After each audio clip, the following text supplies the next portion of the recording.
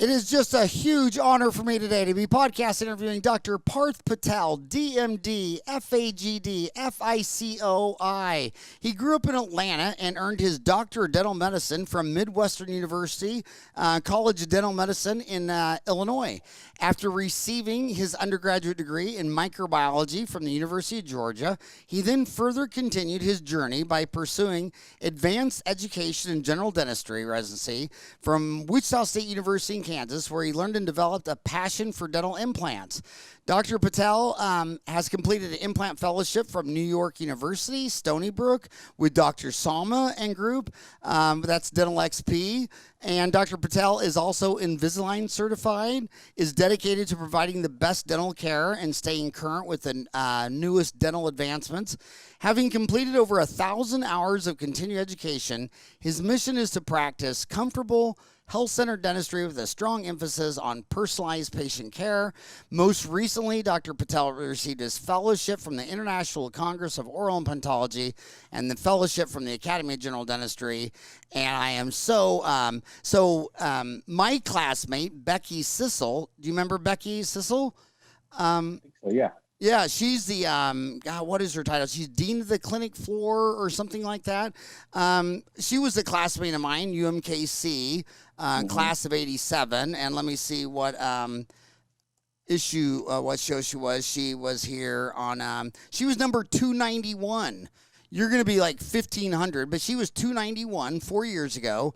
Student to teacher ratios with Rebecca Sissel when she was at the other Midwestern here in Glendale.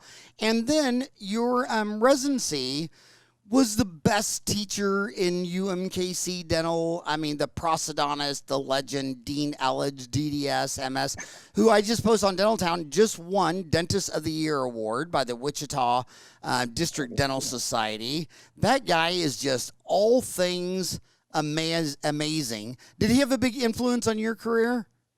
Absolutely, yeah. First of all, thank you so much, Howard, for having me on the show. I really appreciate it. It's an honor.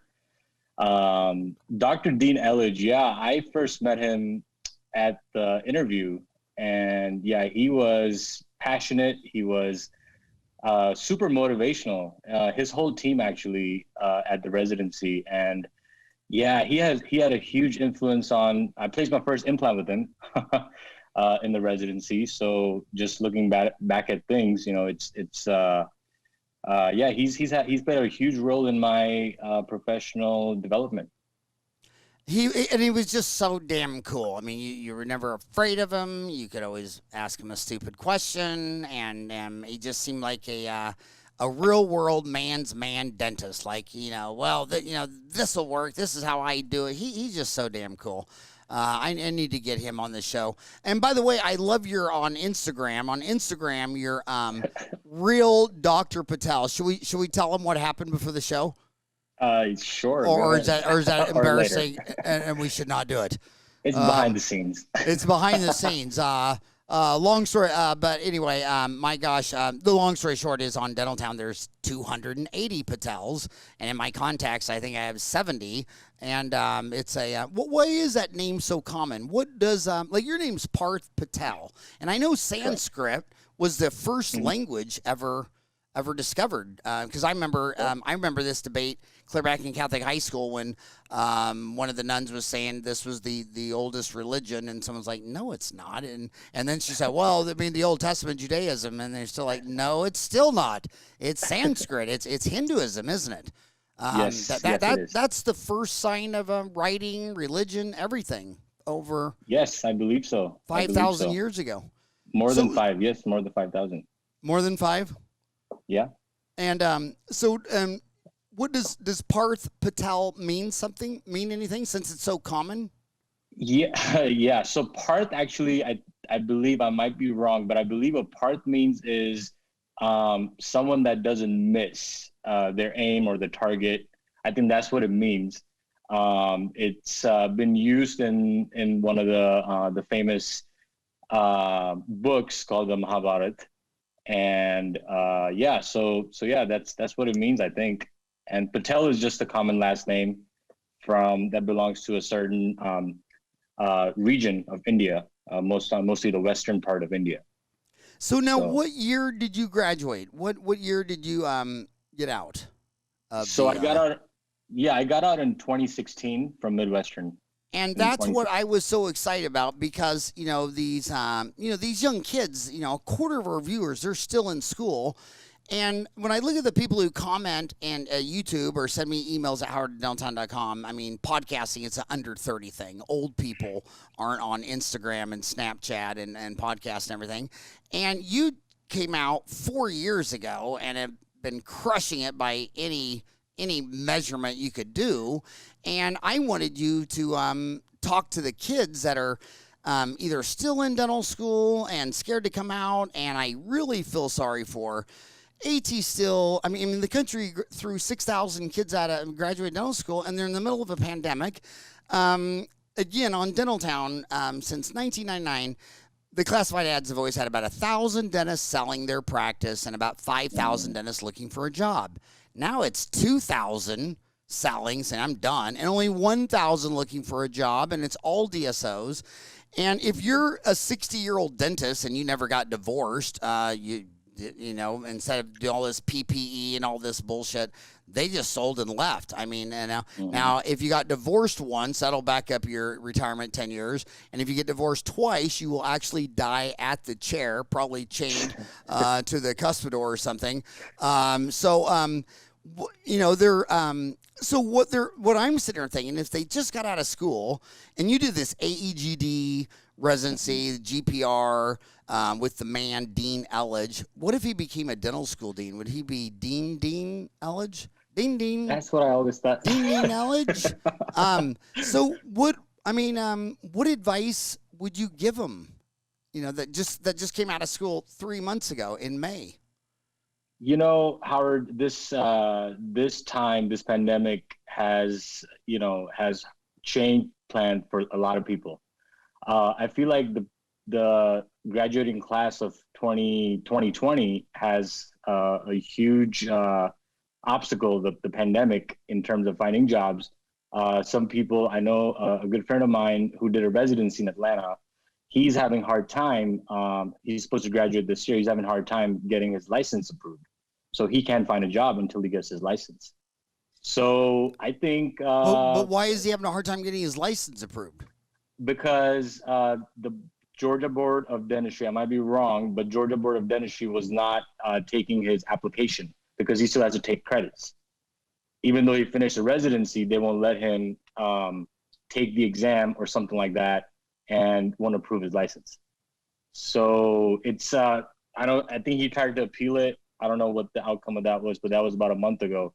So it's just tough with that, tough timing with that. But, being in dental school, third and fourth year, I kind of figured out that, if you, Midwestern did not have a residency program. So it was kind of nice that if you were cool with the oral surgeon, if you're cool with the endodontist, you get to do a second molar endo, you get to place some implants or at least do some osteotomies if you were cool with them. And if you know your stuff, right?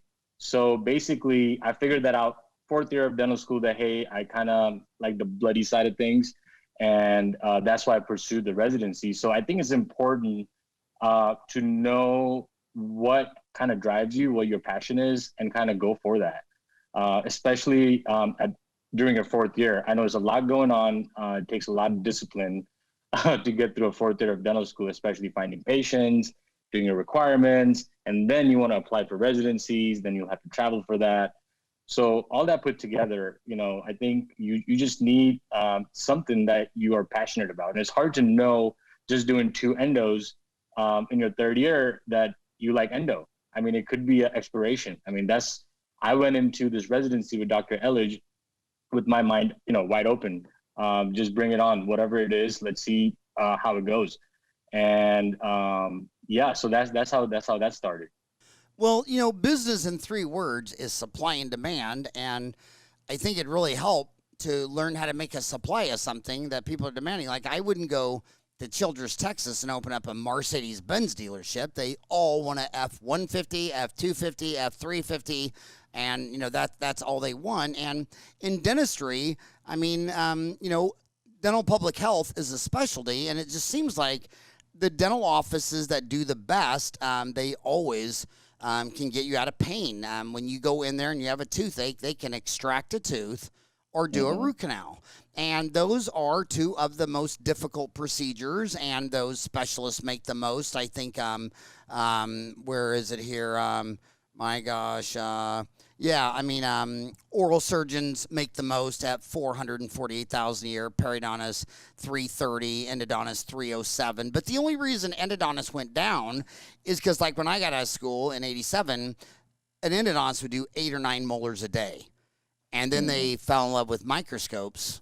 And they can see, and they love it, and that's all great for the soul and the how long it lasts and all that stuff. But their productivity dropped from 8 to 9 to 4 to 5. So their income is falling down. I mean, well, yeah. I mean, if you do a root canal, I remember having this conversation with Dr. L. Stephen Buchanan. Love that guy. And he was giving his lecture, and he said, you know what I do? This is what he said. He says, I'm doing my whole endo technique, but right when I get ready to obturate, I fill the canals and let it just sit there for an hour. And I thought, my God, you just doubled the time necessary to do a root canal. That just doubled the cost of a root canal. If you got to tell them this has to be an extra room, because if it's your only operatory, you just doubled the cost of a root canal. You cut the access in half. There's 8 billion people. You just condemned hundreds of millions of people to extractions. Stephen, you can't say this. And I said, you got to tell them you got to get an extra chair or something. And chairs are never your cost. I mean, it's always the insurance reduction. You charge $1,000 for a crown, but you signed up on this plan, $650.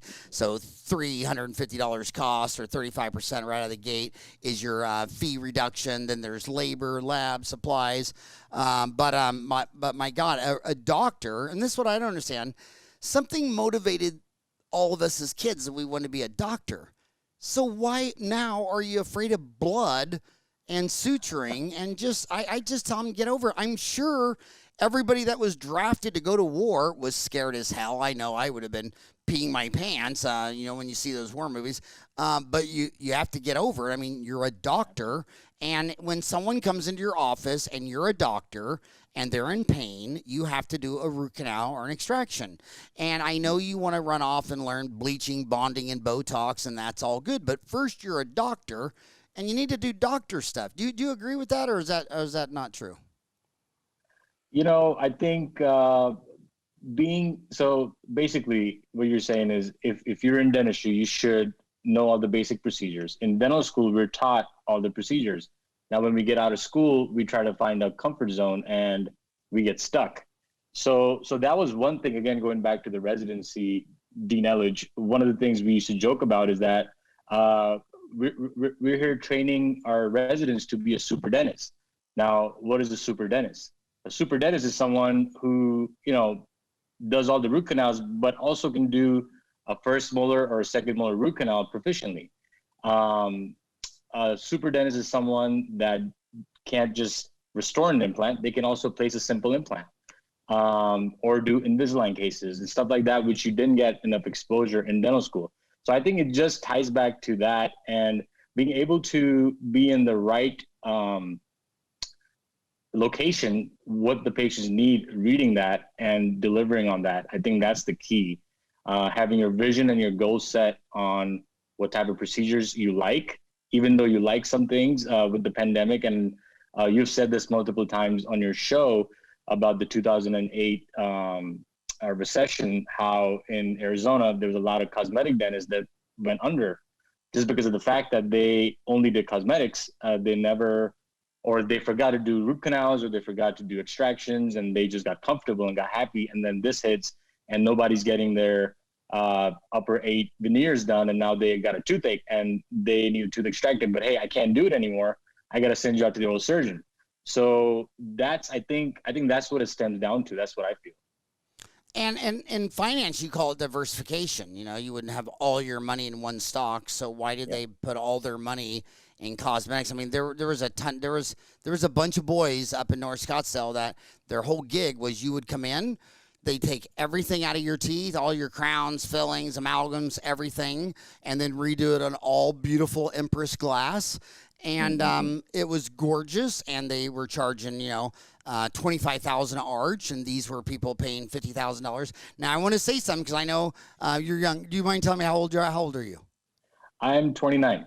Oh Just my turned God! 29. I got two boys older than you, and so young, bright-eyed, and bushy-tailed boys like you thinking, oh, that girl that paid that, she's some model on the cover of Vogue, and she's some hot woman. No, she's not. She's got liver spots bigger than her incisors, and that when I tell you, it's an American worth $100 million. What do you think this person would look like? An American with $100 million. We'll start off simple. Is it a boy or a girl? Probably a boy. The boy made the money, died of heart disease, right? At probably 65 and a heart attack. The wife sold the company, got a great investor guy that just put it, probably 60% index funds, 40% bonds or whatever. Now she's 80. And, they sold it for 10. It's 100. I went and spent a lot of time with Larry Rosenthal, who's the master man. And that was the first thing that blew me away. I was about your age without the hair. And my gosh, I couldn't believe it. I mean, everybody paying $50,000 arch. They were, they had to be assisted to the elevator. But it was just making them feel young and beautiful and all that stuff. So, the young 18-year-old supermodel, doesn't need it. And the people with all the money are older people. But anyway, when that gig dried up, because, the easiest test to tell someone's intelligence, you can start telling them when they're, I think, 12, 15, 16, 21. Give them a Benjamin. Give them $100 and a fool and their money always parts. And 2 hours later, she comes back and she's got some designer jeans and she got her nails done. It's like, wow. Yep.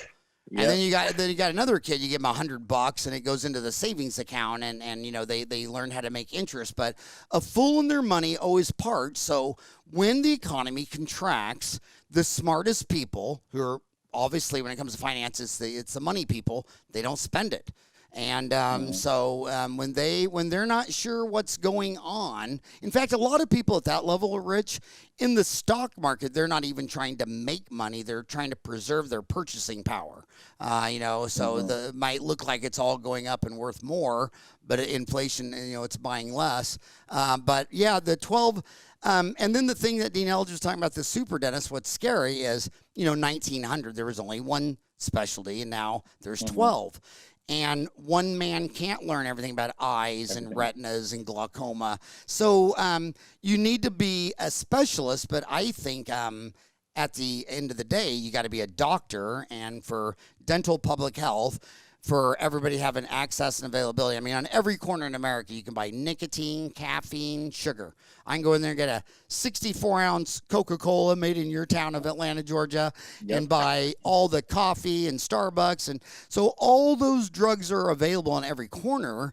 So dentists have to be, they got to be available on every corner. Yeah. And you should just be able to go into a dental office and at least get a perfect triage, a diagnosis, a treatment plan. You're no longer in pain, and you don't need to embarrass Howard by being the 8% of emergency room patients, because the real doctor doesn't work 3-day weekends, and the real doctor is like, oh, I don't do that. You got to triage the patients. Sure. Yeah, for sure. So Dr. Dean Elledge also made a good point. There's definitely a position and a place for the specialist. So knowing when to refer. I remember when we first started talking about implants, because the residency is known where you can get proficient in dental implants. I still remember the first lecture, or the first seminar we had on implants was about complications. And basically it was, if you can't fix the complications, then maybe you shouldn't be placing implants. Are you interested? So basically we had 6 people. Out of 6, one of the girls, I don't think was that interested. So she placed the bare minimum implants, and she was more into root canals.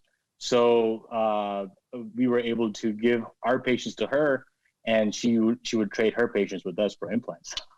so that was a good gig there. I think the greatest teachers are the ones that will teach your mistakes. I mean, you don't learn anything when you do the exact same recipe and it happens the exact same way. I mean, how many times could you cook Kraft dinner with a stick of butter? I mean, you could make Kraft dinner a million times. You're not going to be a chef.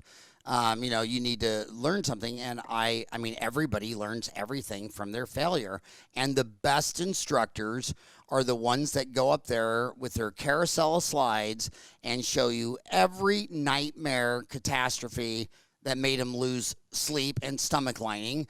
But the low self-esteemers take the same 3 cases and just go around the world, keep showing their 3 wonderful cases, and it's good for their ego and low self-esteem, but it doesn't teach the student anything. And it's really nice when instructors will go up there and say, here's every single problem I ever did in my life.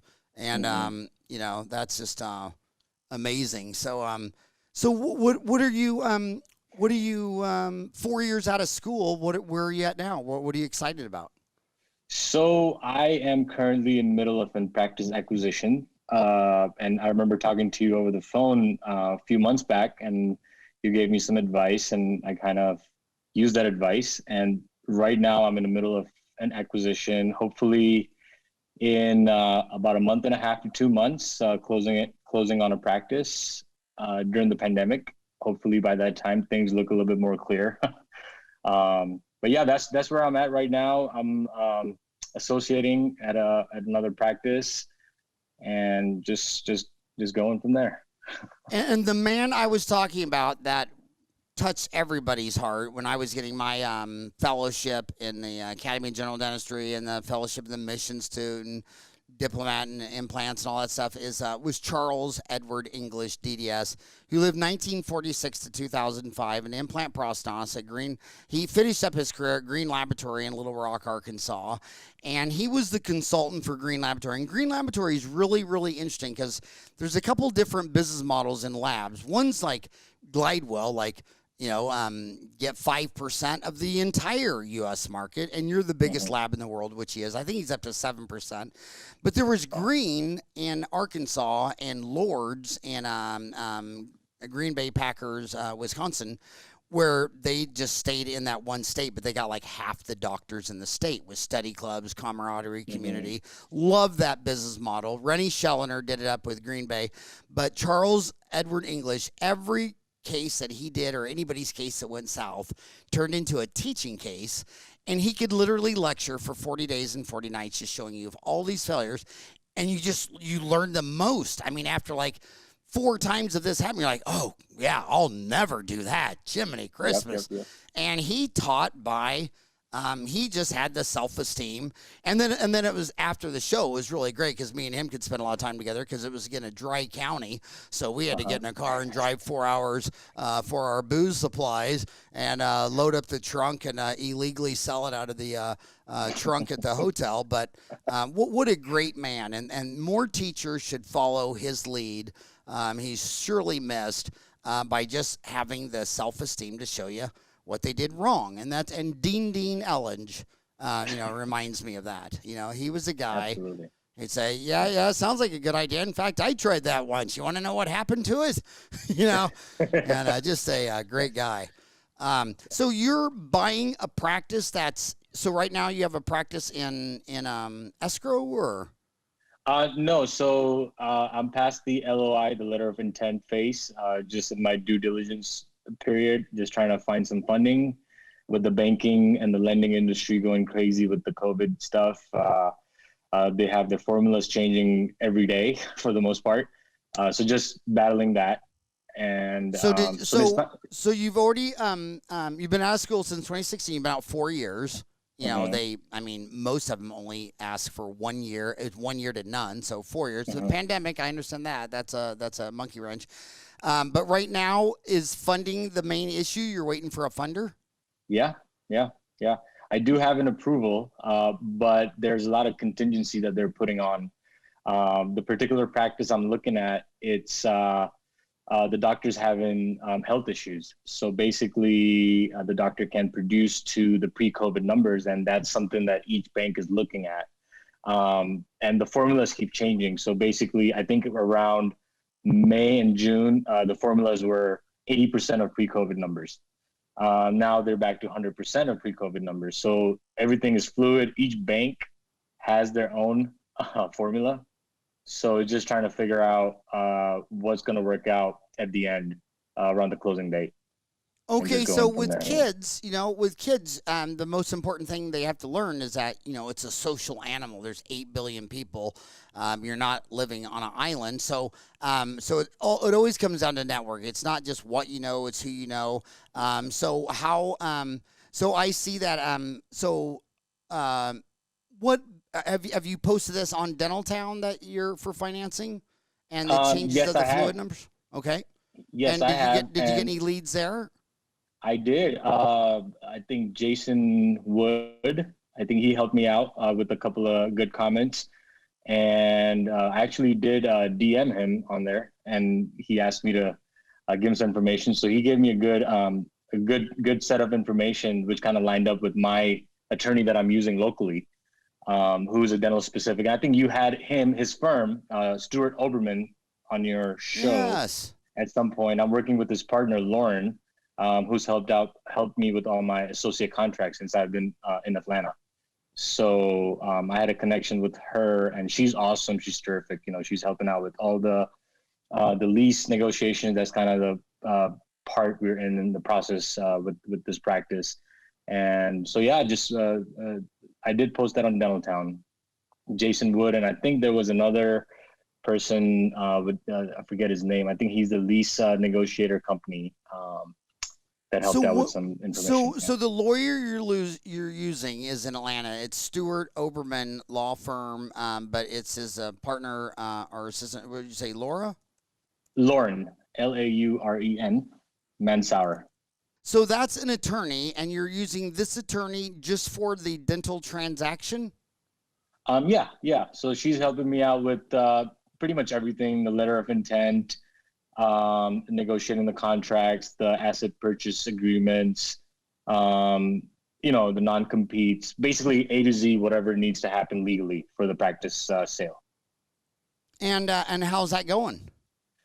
It's going great. Obviously, it's my first practice, so a few hiccups here and there. And then again, COVID in the mix throws in a little excitement on a daily basis. So did they fix you up? Did they fix you up with the finance? No. So the finance was so Lauren knows people in the community that she's been working with.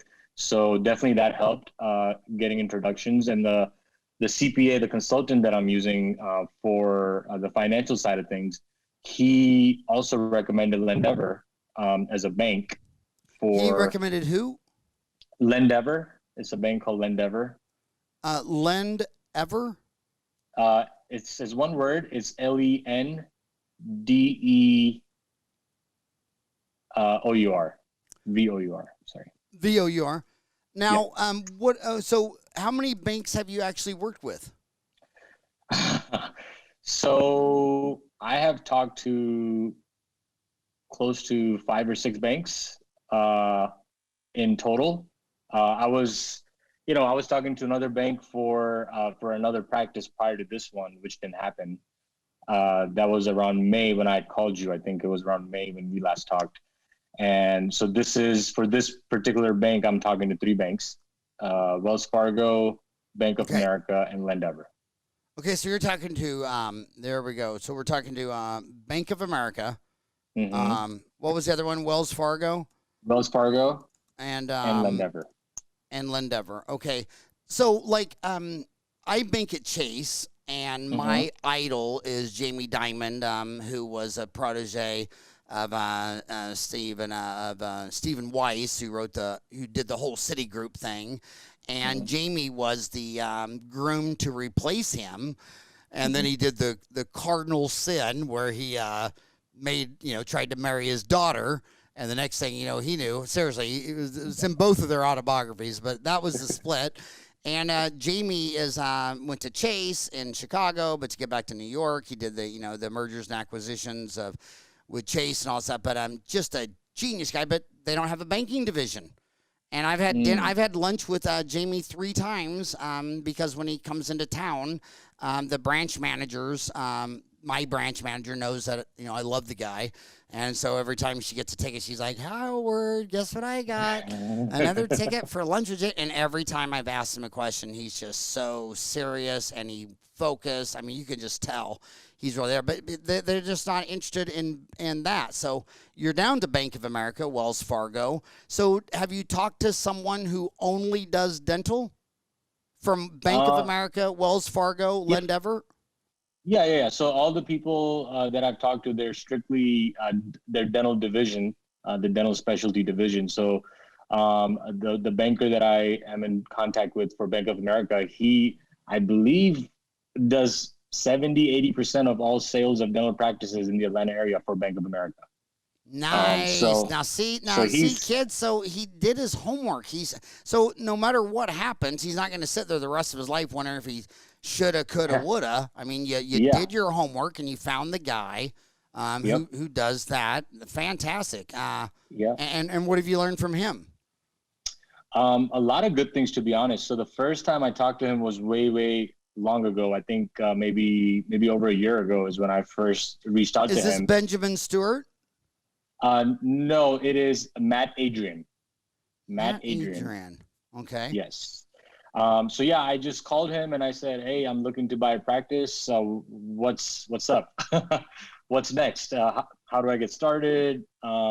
Just the basics. What are the steps? What comes first? What comes second?" So he just kind of gave me the rundown, like a quick 30-minute.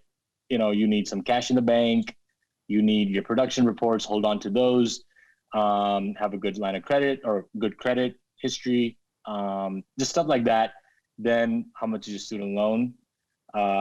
Based on that, you need to find a practice that's able to cash flow enough and give you enough income in order to support your student loans and your life, basically. So he gave me that and then started the search for practices. Been looking for a while, a long time, to be honest. And then COVID hits. So obviously that put things in reverse gear a little bit, backed up a little bit. But eventually found a practice through a broker. The broker reached out to me because I've called every single broker in town. I've cold called some offices, talked to some dentists. No luck there, but the broker reached out to me and he had something for me. And we started talking and exchanged some financials and just kind of went ahead from there. So you feel like you found a practice that you want. Mm-hmm. Mm-hmm. And I have. So you found the practice, and where's that? Is that in Atlanta or? Yeah, it's about 20 minutes north of Atlanta.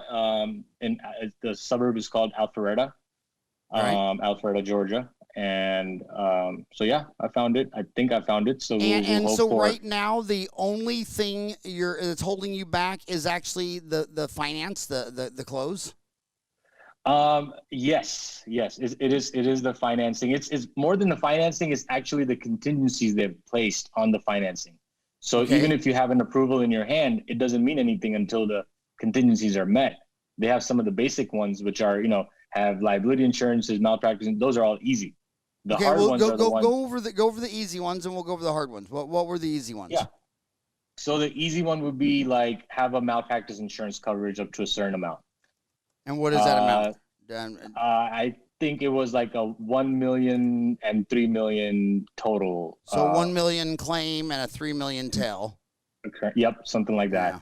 Yeah. Then there's one for having a business insurance, like a liability insurance for your business if something goes wrong in the business. Then they need stuff from the seller, like their tax returns and stuff like that, to make sure there are no, do like a lien search and make sure there's no mortgages or something on the practice.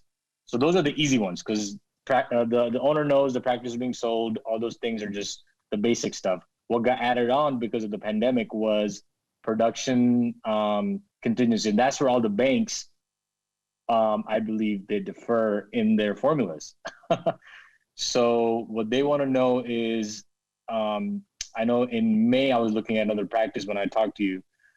Their rule was, let's see if the practice is up and running, and we will compare, let's say for the month of May and June, we'll compare May and June of 2020 with May and June of 2019, and pretty much compare those numbers and see, is the collections up to 80%? If it's not, then they're not going to lend. If it is, then they would think it's okay to lend. Okay, so it's got to be how? So it's got to be how much 80%. to lend? It's got to be 80%. 80. Yes, 80%. 80. Okay, Yeah, and 80. so now, you know, what the asset is well, I want to back up to one thing you said earlier is one of the things these young kids don't understand. I'm specifically talking to dentists with big families, Mormon LDS. If you buy a 3-bedroom, 2-bath house, and another guy buys a 5-bedroom house, well, I don't care how long they own it, upkeep it, whatever, but when they go to sell it, one's going to be selling a little 3-bedroom house and one's going to be selling a big 5-bedroom house. So they know that. They know if you buy a little house versus a big house, how that affects the purchase price. Well, if you need a lot of money, I mean, sometimes I'll see, you know, a man with 3 kids whose wife wants 3 more, and they're buying some little practice that does, you know, for $750. And I'm like, dude, you need to buy a beast. Your household could eat $10,000 a month for breakfast without sneezing. You need to buy a bigger box. But they're correct in their thinking. They're thinking, well, you know, they want to go easy and not borrow a bunch of money and not go into a bunch of debt. That's a balance sheet number. You know, your asset equals to and balanced with your liability, what you owe on it, and the equity you have into it. But that's not a statement of cash flow. If you've already made the decision to have a stay-home spouse and have kids, and I applaud that decision, because at the end of the day, the only thing that matters for a species is to reproduce, have offspring. It doesn't matter, it just doesn't matter. I mean, 100 billion humans have come and died already, and if you go back, go back 50 billion, if they all decided, you know what, our generations, we're just not having babies. Okay, well, we wouldn't be having this conversation. Yep. So at the end of the day, if you understand biology, the only thing that matters is that our species keeps dropping babies, and we're dropping like 300,000 a day. I mean, and that's the only thing that makes me laugh when people are doom and gloom. It's like, what else could our species have crushed? We're the only one aware of our own existence. We're the only one that lives on every continent. We're one of the top 10 in living the longest. I mean, we live 100 years. You're in there with a turtle, a tortoise, and some low water animals. I mean, if you just measure it by mass, we're right up, I think, between like termites and ants, beetles, and humans. I mean, we've crushed it in every category that you can guess. So when people are saying, doom and gloom, it's like, dude, I mean, what do you think the zebras and giraffes are saying when they look at Homo sapien? I mean, they're not saying, God, I'm glad I'm not them. They're like, what the hell happened to me? I just got this long neck and stripes. So humans are just crushing it. And, they're basically, in fact, I don't even think, the neatest thing is during the World War II, every single one of them years, the population grew. I mean, even during a world war, you couldn't even kill more people than they would have babies. I mean, sapien is just an incredible animal. So if your wife wants to stay home and have a litter of kids on behalf of the species sapien, I can't say Homo sapien because you've killed off all the other homos, Homo erectus, and you've killed everyone but what's left. So get a bigger house, and what you're actually buying is the cash flow. So what he's saying is Bank of America is, the risk of this loan is he's buying a cash generating machine, a cash flow machine where you feed it $1, or in this case, dentistry, you feed it $6 and it'll generate profit. So he wants to see that this machine in May of 2020 is doing at least 80% of May of 2019. So how do those numbers look then? So this practice I just found a few months after the fact. So the formula changed. Like I said, things are changing. So now the formula is 100%. So what they're doing is if your collections are, for example, $1 million in 2019, they would want $1 million divided by 12. They would want that much per month for the last 2 months is what their formula is right now. So you got to. So is this practice you're doing? So $1 million. So it's got to do 83,333 a month. Exactly, for 2 consecutive months. It cannot be just 1 month and then drops off and then gets back. So you're saying it used to be. So you used to have to be doing 80% of pre-COVID numbers, and now it's back up to 100. Back up to 100. So yes. How does that affect your deal? So the way it affects my deal is we don't know. So we're in the middle of September. We're hoping to. So the doctor has some medical issues, and she can't work as hard as she used to. So that's something that we're hoping that the banks would consider. And if we're not there, if we're almost there, maybe 80%, 90%, and if they'll consider that or not. So that's the issue right now. And you're just talking to one guy at Bank of America? Yep, just one guy there. Well, he has his assistant and his underwriter who I've spoken with multiple times. They need documents, send them over. And have you talked to Benjamin Stewart? Matt Adrian. What's that? His name is Matt Adrian. Right, but that's Matt Adrian, but his boss. Yeah. So Matt Adrian, is he a young guy? Yeah, I believe so. I think he's probably in his 40s, I believe. Yeah. I haven't personally met him, but only spoken to him over the phone. I just assume he reports to Ben Stewart down there. I got it. I haven't met or heard of him. Well, you know what you might want to do? You might want to chase that because he's in Georgia, right? So he's look it up, yeah. He's looking. No, just shoot me the email and I'll email you back his cell phone number and email address. But the thing is, and I don't get commission. I don't make money on Bank of America. I'm not doing that stuff. But the bottom line is, if someone's looking at all of Georgia. Sometimes when you kick it up to the ladder and they're seeing, the Southwest or the U.S., but they also always appreciate the hustle because all the old guys know, well, he didn't take no for an answer. He's hustling. Yeah. So if you didn't take his no for an answer and you went upstairs, well, he knows when you get in your dental office, you're not going to take no for an answer because of some problem you have. They want to see hustle. And that's the thing about dentistry. They want to see hustle. And Darlene Wing, I mean, my God, she, I went down there to get a loan from her. And because my dad wouldn't co-sign a loan or anything, he paid for my sister's college. But since I was a boy, since I had a dang wiener, I was different, and he said, you work at Sonic drive-thru, right? Yeah, and he told me if he paid for my sister's college, but he told me if I paid for my college that I would just go to Creighton and drink beer and do drugs and chase women, and it was so embarrassing to go to Creighton and have to buy pot with student loan money. I mean, it was just embarrassing, but the bottom line is, they want to see hustle, and so they can spot hustle, and they know what it is, and so you start kicking this loan upstairs, you kick it around, and they're going to see hustle because they want to do the deal. That's what's confusing about a bank. They only make money if they loan you, so they want to give you the loan more than you want the loan. That's why they build big buildings with marble and all this stuff to try to make you not realize your true place in life, which is they need you, and you could go to any bank. But they try to reverse that. But Darlene Wing, it was amazing. When I first told her, she goes, Howard, this is going to be real easy. I just need your dad to co-sign that. And I said, well, he's not going to co-sign it because I'm a boy. And he goes, well, you need to go talk to your dad or mom, but there's nothing to talk about here. So the next day when she got to work at 8, there was her parking space. It was called Valley National Bank, downtown Phoenix. And every morning I was there with my little easel to show her what I had done the day before. I already designed my place. I got the guy to do the build out. He wanted a $15 square foot a year lease for 3 years. I raised it to $20 5 years. He's doing the whole build out. Healthco's doing the whole equipment. It's going to be like $85,000. It's going to be a 60-month payment lease to own.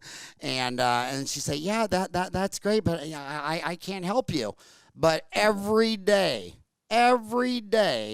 I was there at Darlene Winger's stall probably a half hour before she got there. And this was before there weren't cell phones. There wasn't even a Nokia flip phone. And show up. I'll never forget when we finally did that, she said to me, she says, Howard, if I give you this loan, do you swear I'll never see you again? And I said, absolutely not, Darlene. I'm going to be your best client. But anyway, and 2 years later, she financed another deal. But they like to see the hustle because, most people, they leave for work in the morning and they open their front door. They're like, what is that? And they get down their hands and knees and they look real close and they hold it and they go, oh, my God, it's roach, ant poop. Some ant pooped on my front door, and then that's their reason to go have a bad day and go be dysfunctional and all that kind of stuff like that. So they just like the people that, that you give them a little obstacle, and Matt's stringing this along, so then you go to Benjamin. And then and if that doesn't work, then you go to Wells Fargo. So how far are you at with Wells Fargo? Wells Fargo, so they are taking about 3 weeks in underwriting. So I have all my information submitted to them. And I'm guessing they'll have a credit call with me, just go over the practice and go over my plans and whatnot, and then give me a decision based on that.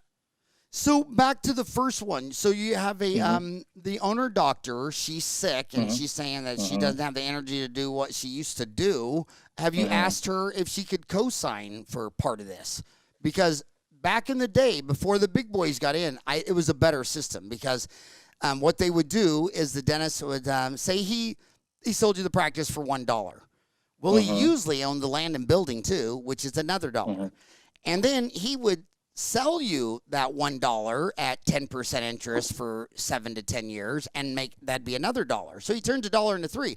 So I got a land and building and practice, and you come along, buy it for $1, but I finance at 10% interest for 10 years, and I make another $1. And then at that point, you've been there for 10 years, you own the practice, you're free from debt, but you're a mammal. So, you're territorial and you got to go pee on the four corners of your yard. And you're like, I want my own land and building and cave because I'm a monkey who lost his tail. And so then, you don't really have anybody to go shopping around. There's no bidding war for the dentist who's practicing there for 10 years. So it's an easy layup. And the owner says, okay, I'll sell you the practice for another $1. So not only did the dentist get $3 instead of $1, because he sold the practice, he made another $1 financing the practice, and then he sold the land and building at the end. But what was really cool is he had skin in the game. So if he's looking at Ben, and Ben drives, a Mercedes-Benz, and we're in Parsons, Kansas, and everybody has an F-150, and everybody's talking trucks and hunting, and you're talking, roses and whatever, he might not think that you might make it there. But if his money's on the line, he always handpicked those dentists. And I've seen some dentists out here in Phoenix sell practices to people that didn't even have a chance of making it. And a year later went under, and no one cared because he got his money from the bank. The banker got his commission. Everybody got a commission. So if you asked her, have you just said, look, man, we're in the middle of a pandemic. What would really please him a lot is if you put some skin in the game. Why don't you co-sign for an amount of it? So we haven't explored that just yet, but that was an option for one of the deals before this practice that I was in. We had the doctor potentially take 20% back on the deal, but on this particular deal, we're seeking 100% financing from the bank, and we're doing like a holdback contingency for the doctor to help with the transition for a year, and everything goes smooth, then they get the money that's been held back. Okay, so this other deal where the dentist was gonna carry 20%, was that with a different bank, or was that also with the same bank? It was it was with Bank of America and Lendeavor. Those were the two banks at that point when I was talking. It was Bank of America. Yep. Huh. Okay. So I'm wondering why they must have asked her then or something, because why would they do a on one deal where the dentist seller is going to carry 20% of the risk and not on this? Well, we asked the doctor to carry that. Okay, not the so bank. you did. my attorney and my accountant and I, we put our heads together and came up with that, and we asked the doctor to carry that back, but that deal didn't happen. So and why did that deal fall through? Yeah, a lot of there was something shady going on. We felt there was something where the doctor was given their hygienist a raise after the letter of intent was signed. And the reasoning was that the doctor wanted me to look like the good guy coming in, giving them raises, where the practice was barely making it in terms of the cash flow on paper.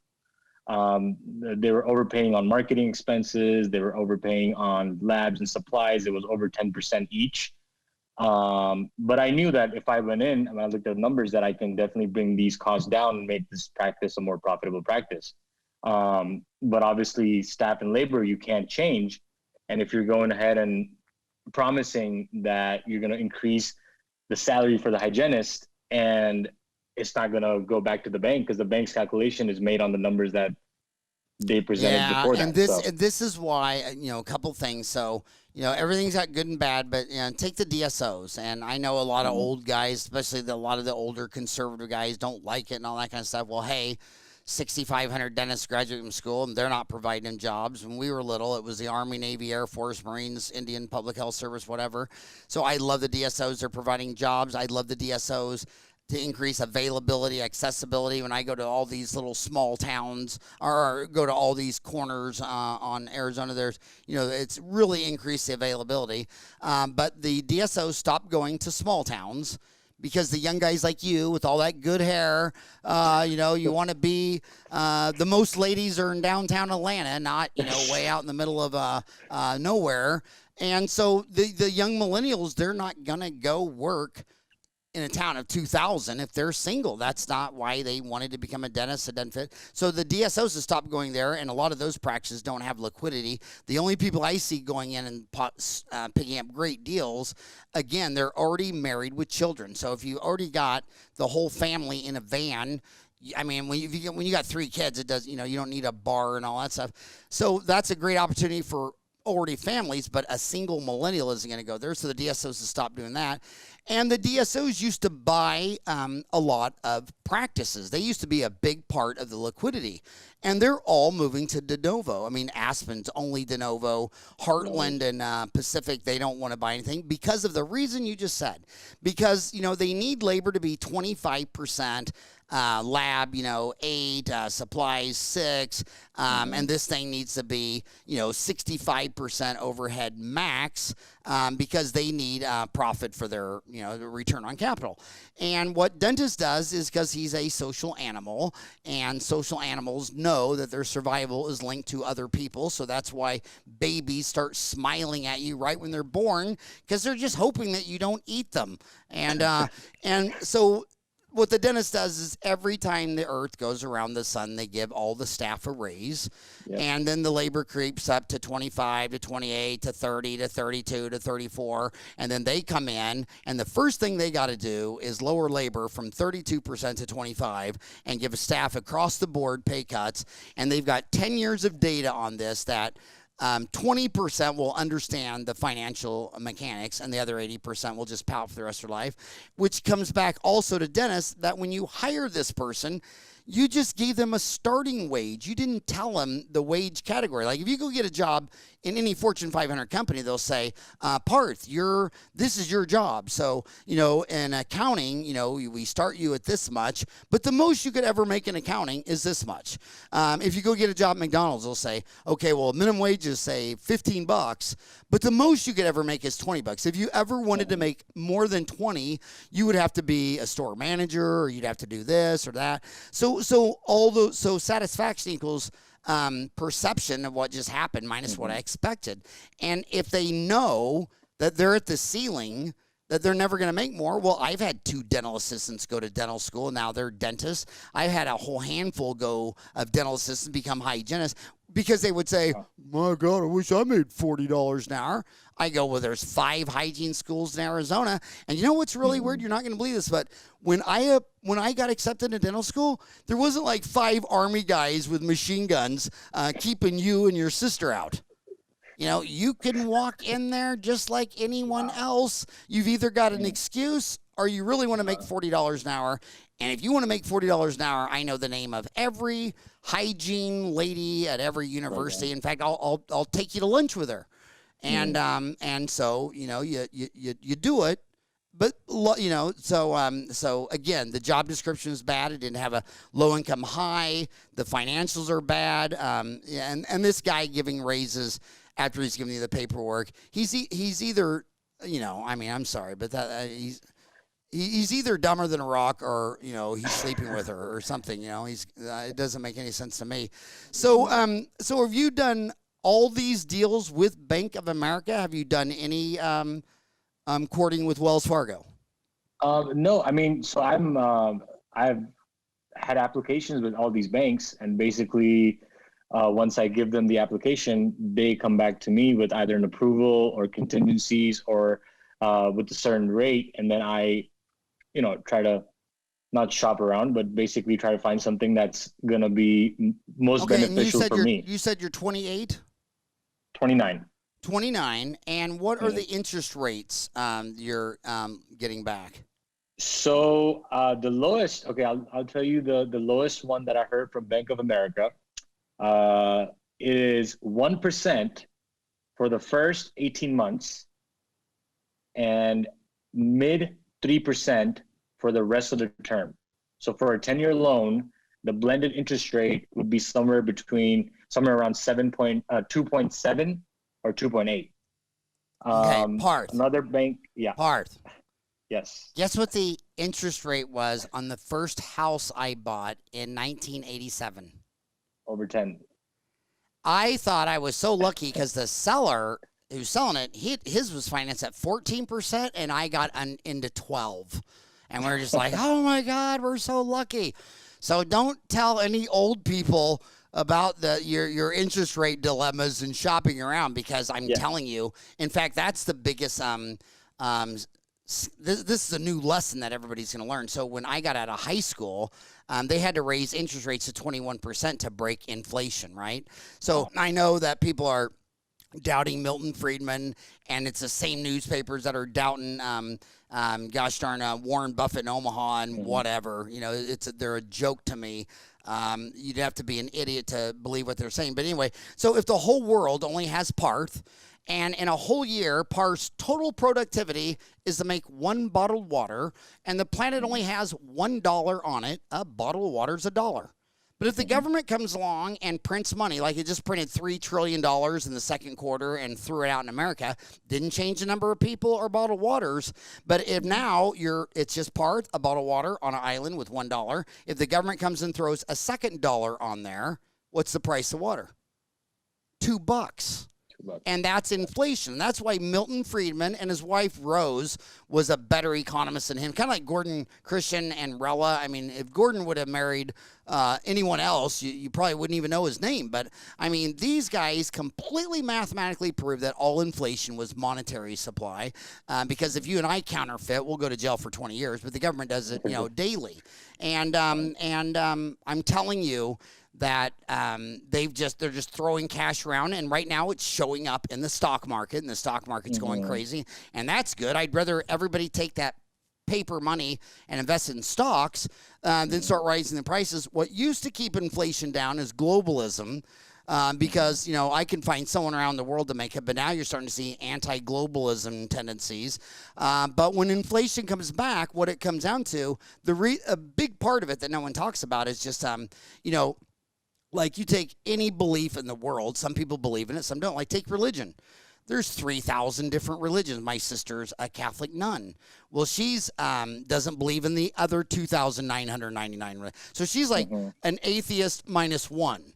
And whereas an atheist is an atheist All of them, you know, but people agree and disagree. Same with government. Some are, I mean, look at Republicans, Democrats. Some are this, some are that, you know, but they're all different. But the only thing, you know, the only thing that they all believe in, the only belief system that's all a figment of your imagination, there's no evidence for, you know what that belief is? Money. And they believe all around the world in that U.S. dollar. And, I mean, even when they go to a military war, like when they caught Osama bin Laden, he had millions of dollars in U.S. So he might have hated everything about America, but not the dollar. He had the cash, And once the people stop believing in a currency, they run from it, and then you're stuck with all this inflation and all this stuff like that. So the main thing I told you that whole rant for is that you got to get a fixed loan. In the 80 crazy days, everybody that I knew that went under, it was because their loan was floating at 200 basis points over, you know, prime. And as it started going from 5 to 7 to 9 to 10 to 12 to 20 to 21, they eventually had to pull the plug. So you need to have your debt fixed. That is the most important. The interest rate is just trivial. I mean, it has nothing to do. And I'll tell you why. I mean, it's just so low. I mean, it's just so low. I mean, I wouldn't even calculate that rate because I'd probably cough up a blood clot thinking of what I used to pay on interest back in the day. So you're working with, you've done a couple deals with Bank of America. You've done you're working a deal with Wells Fargo, and Lendeavor. And what's the difference between the three? So I think Lendeavor is not a bank. I think it's a lender. It goes out and gets funding from other banks, versus B of A and Wells Fargo is a true bank. I think that's the biggest thing with both of them, between these two and Lendeavor. But I believe what I heard from my attorney was that during the pandemic, B of A stopped lending altogether for a period of time. But in that time, Lendeavor was still lending. So that's how I got started with them. And they've got a great team as well, and great support. It's all online banking and all that. So it's a very easy process with them. And that's the main difference. But other than that, they all have competitive rates, if it's just the interest rate. But in terms of service, they all have bankers. They have someone you can talk to. So how's the Lendeavor gone?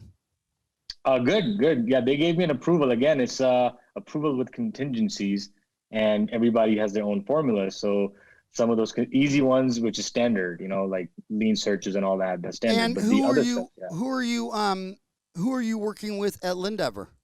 I mean, are you looking for someone? Is it someone local in the Georgia market? He is actually the one I'm working with. His name is Morgan Stump. He is in the Northwest, I believe.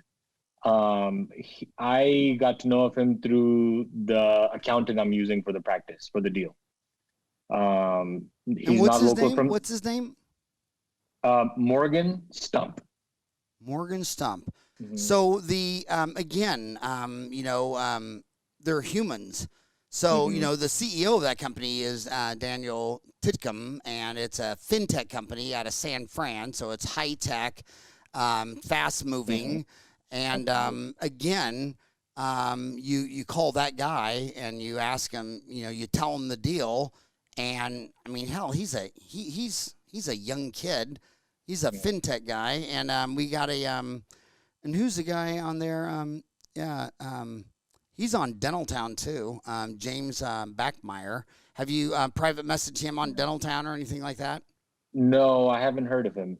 Yeah, he's a finance attorney. He's on Dentaltown. He posts, but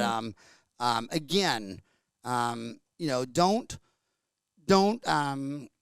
A lot of times your parents do things to test you. You know what I mean? A lot of times they do things. They tell you to do this.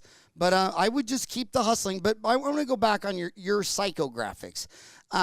Are all these deals in Atlanta? Were you born in Atlanta? Want to die in Atlanta? Do you have like a motherly thing with Atlanta?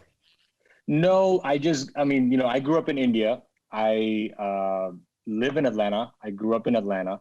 Where in India? Where in India are you from? In India, western part, the state is called Gujarat and is a city in Gujarat that I was born in. But I grew up in Atlanta. I went to high school here. I went to University of Georgia. Moved to Chicago for dental school. But friends and family is in Atlanta, so I've got a soft spot for Atlanta. So first of all, do you miss India? Do you miss home? Do you wish you could go back to India? To visit, yeah. I miss India to visit. The food's good. Family is there. I have family there. Yeah, I mean, I wish I could go there and have a vacation, not work there. What's the pros and cons of living in Atlanta or Chicago? I mean, do you like the warm South better than the cold North? Exactly. Yeah. So the reason I went to Chicago was I have extended family there. I have cousins and stuff, and I visited when I was growing up. And when I went there, when I got the interview, and I was like, wow, this is cool. Let's leave Atlanta and figure out what Chicago is like, how to live there and all that. So I went there, lived there. The cold was brutal, negative 54 or something like that. We hit one day in the winters. And I just want to say a disclaimer for my homies listening. Whenever an Indian tells you it's family or cousin, okay, India, they're all cousins. He thinks he has 1,300,000,000 cousins. Because I remember I had this issue with T-Bone one time. T-Bone and me and Samir were in Vegas, and all that said he was talking to his uncle. I said, T-Bone, this is like your 12th uncle. And he's like, well, he's not my uncle. He's just my uncle, So it's just Howard, you told me to call you Uncle Howie. So, I mean, see, we're here, right? So, but is your heart set on Atlanta? Because, again, there are so many illiquid practices in the rural right now that are just sitting there. I did when I was associating. I did associate in those rural towns you were talking about. For 1 year, I traveled 50 miles each way from where I live, each way. So 4 days a week. It was a great experience. It was rural Georgia. If you take the map of Atlanta, I've worked north, south, east, west, outside of the 30-mile radius in these past 4 years. So I've figured out each location, what's good, what's bad, pros, cons, kind of write it down on a piece of paper and come up with an area that I'm happy with. And I narrowed it down to two suburbs of Atlanta, Suwanee and Alpharetta. So luckily I found something in Alpharetta. Every broker, everyone that I talked to would say, did you go talk to Alan F. Thornburg? No, I have not. Do you know him? I've heard of him on your podcast. Oh, my God. That guy, there's nobody that knows more knowledge about buying and selling a practice. I mean, I don't know how old he is by now. In fact, he wanted to have a boy named Alan, but it came out a girl, so he just named her Alana instead.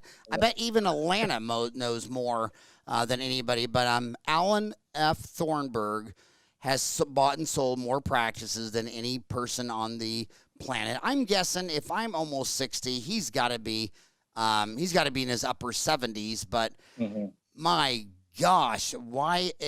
I do know this. If you called up that guy and you went over and met him, he would be able to instantly shoot holes in everything that you thought about these two locations. But if he agreed that this is a smart deal, that guy could find financing on his. He's probably got an old Motorola flip phone, and I guarantee you. So you're down to you're looking at two areas. I'm looking at Atlanta right now. What areas did you say? Alpharetta and Suwanee, Georgia. And where's REM from? That's what I have to find first. He was from Athens, wasn't he? REM. Yeah. I believe so. Yeah, I don't know why. It's kind of like Atlanta and Athens is kind of like Athens and Sparta.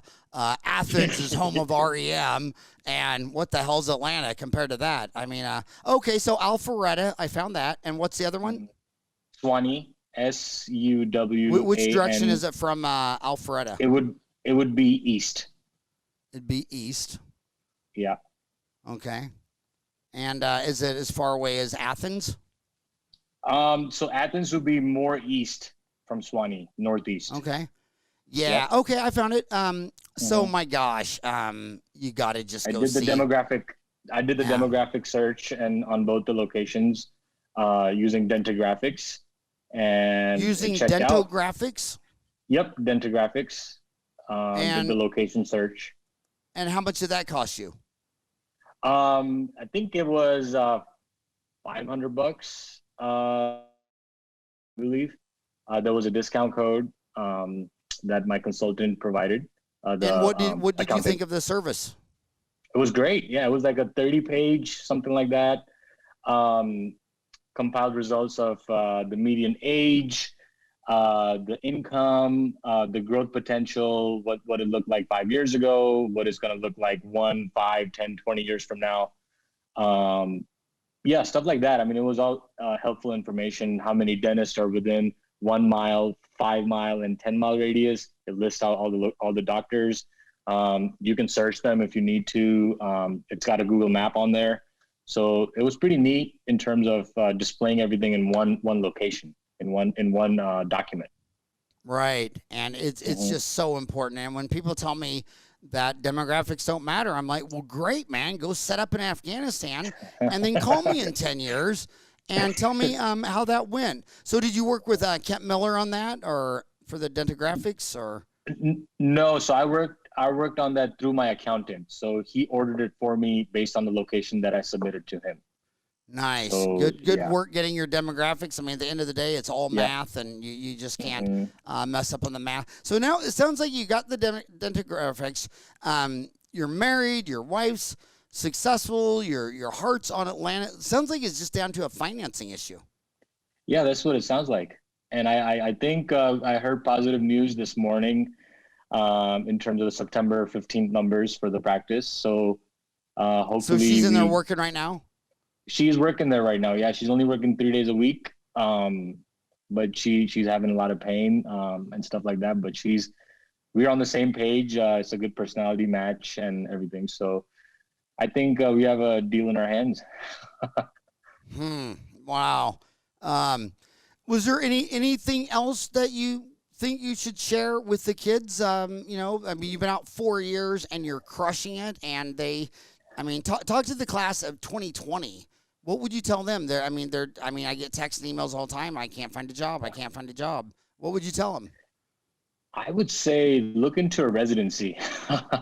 Look into some sort of a residency that has still spots open. I mean, it's September, so it might be a little too late on that, but there might be some spots that are open. Find a residency, go in there, and just work. Just try to find what you like doing and stick with it. Technology is something that always drives me. So we were talking about it with Dr. Elledge, Dean Elledge, and about some of the technology that he has in the residency. I extrapolated on that as soon as I graduated. I've used the Prime Scan. That's the good thing about being an associate, right? You work at different practices, they have different models. So I worked with the Cirac machine, I worked with an iTero machine. Now I know what I actually want to get. What do you want to get? This practice actually comes with an iTero because they do Invisalign, a lot of Invisalign. So it's a great machine. It does great scans. And I worked with an iTero in a previous associate gig that I was at, using the iTero, do a scan, take a CT scan, merge them, and make a surgical guide to place an implant. Doesn't cost you more than 10 or 20 bucks to make a surgical guide and makes the procedure less than 45 minutes in and out. So just stuff like that, like whatever drives your passion. Technology was a big thing for me to kind of get into. Recently, it's I just got done reading your book, Uncomplicated Business. So the money part of it, the last section, is what's most fascinating, especially with doing all the due diligence with all the practices for the past, close about a year, all the statement of cash flow, profit and loss, tax returns, just getting familiar with all that. I think that's my next passion, if you would call it that. Oh, that is awesome. You got to know I noticed on Instagram you said something so cute. It says, "Keep flossing and stay glossing." And my youngest son said, "Dad, he must like the music of Lil Peter Keeper, who's got a song "Glossin' and Flossin' by Lil Peter Keeper." Is that where you got that? So actually, I have an LLC called Floss and Gloss LLC. So that's where it came from. I had to create that because I was an independent contractor and I had to get an LLC per my accountant's advice. But was it motivated from the song? I mean, or you a big fan of the song, or did you not know the song? To be honest with you, my wife came up with that. Oh, really? So I wonder. I'll have to ask her. Yeah, I wonder. Well, you know, actually, it's kind of funny with music because it's so complicated. I mean, history's filled with lawsuits. Like one of them is what is that song by oh my gosh, the Beatles song Lord. What's the Harrison song with the Lord? Yeah, My Sweet Lord. And I mean, do you remember that lawsuit? And they're just what are you talking about? And my gosh, and to this day, to tell you how bad I am, and when I listen to both songs, I mean, they don't even sound the same. I don't even make the connection. But if you listen to it with someone who plays the piano, they think it's borrowed. But nobody thinks that it was done intentional. But flossing and glossing, I just love that, man. Keep flossing and stay glossing. That is just, I just love that. Keep flossing and stay glossing. You got the hair to match. I mean, you're a rock star. You already got the rock star look. Now you just need to sing. But thanks so much for you're being my connection between, you know, I'm 33 years out of school and you're 4 years out of school. And those kids want to hear what's real today. And what's real today, another thing you got to learn in school is your location means everything. I mean, obviously, you don't want to go to Afghanistan or Paraguay. You would like a fast-growing economy, but you need to think about that when you're dental school because these are deep meaning. And a lot of times, dentists will ask me questions like that, and I say to them, okay, I don't even know why you're asking me because this is something that only you can answer. I mean, if it's matters of the heart, it was like my boys. It's like, I'm not going to say word one about your lover because I'm not stupid. I'm not going to stick my hand in between you and a female. I mean, I'm not dumb. But some things you wrestle with are just matters of the heart. Like, do you want to marry this girl? Do you want to live in Atlanta? But if you're in dental school and you don't know if you want to be a periodontist or a prosthodontist, well, there's a lot of other matters of the heart that you could start working on right now because once you know where your heart is, it's a lot easier for everybody to navigate and coach. But I'll just end this show. It's not what you know, it's who you know. And you're in Atlanta, Georgia. And if I had to pick between talking to Dr. Hinman, you know, go back in time in a time machine, or talking to Alan F. Thornburg, which is what AFCO is named after, that old man, I mean, I've never eaten lunch or dinner with that guy and didn't learn 3 days in an hour.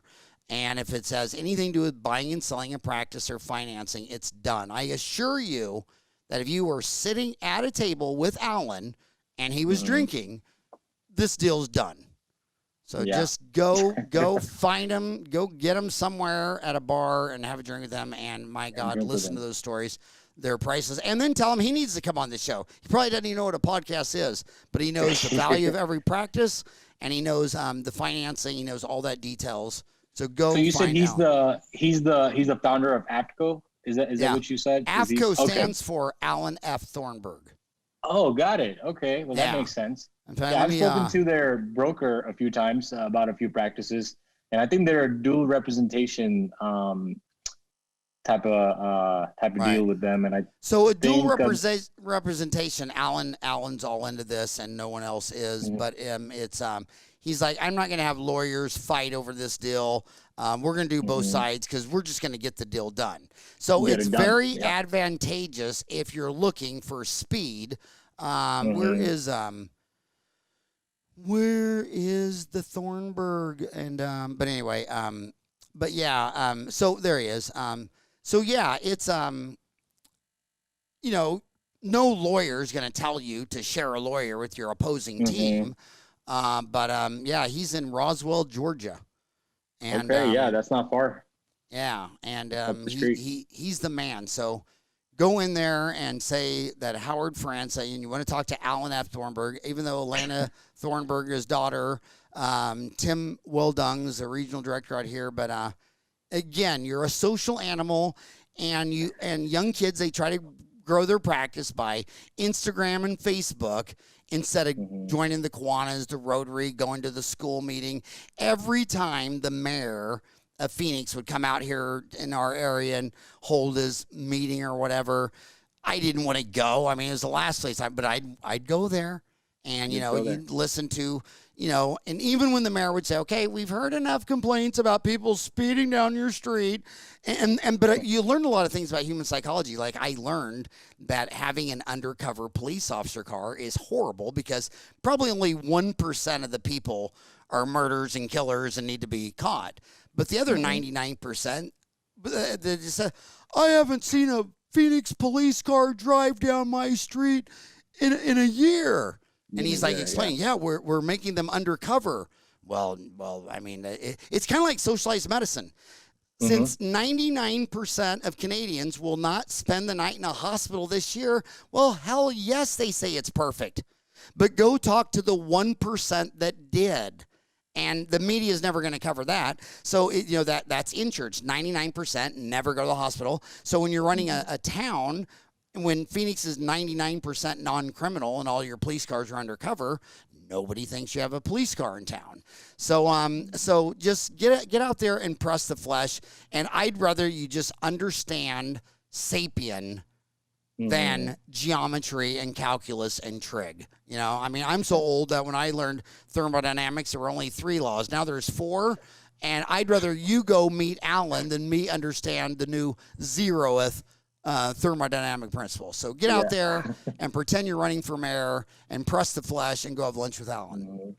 Absolutely. For sure. All right, buddy. So much. Thank you so much for coming on the show and keeping it real by being closer to the students. Thank you so much. Appreciate it. Thank you for having me.